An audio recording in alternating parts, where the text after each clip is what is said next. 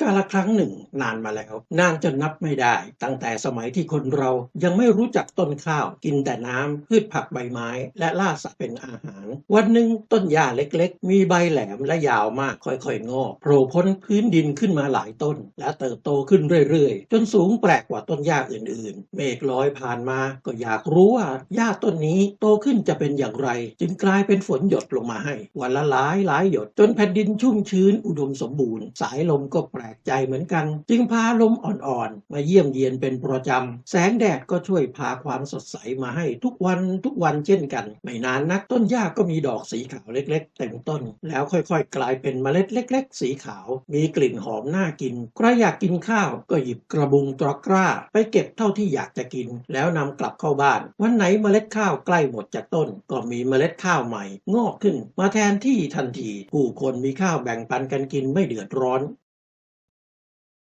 เป็นคนขี้เกียจและโลภไม่อยากออกไปเก็บข้าวนอกบ้านทุกวันจึงเกี่ยวข้าวเกือบทั้งหมดมาไว้ในบ้านต้นข้าวทั้งหมดผิดหวังและเสียใจจึงบินหนีขึ้นไปบนท้องฟ้าและไม่กลับมาอีกเลยเมล็ดข้าวสีขาวหอมทุกเมล็ดที่คนเก็บไว้ก็กลับมีเปลือกหุ้มห่อหากจะกินก็ต้องไปตำหรือสีกระเทาะเปลือกออกและก่อไฟหุงข้าวกินเองนับตั้งแต่นั้นเป็นต้นมาคนก็ต้องหันมาทำนานำข้าวเปลือกไปปลูกดูแลจนต้นข้าวมีดอกออกรวงต้องเกี่ยวข้าวตำหรือสีเอาเปลือกออกจึงจะได้ข้าวเมล็ดสีขาวและต้องก่อไฟหุงข้าวกินเองถ้าทำนาไม่เป็นก็ต้องไปซื้อข้าวสารจากในตลาดจากห้างร้านอย่างเช่นทุกวันนี้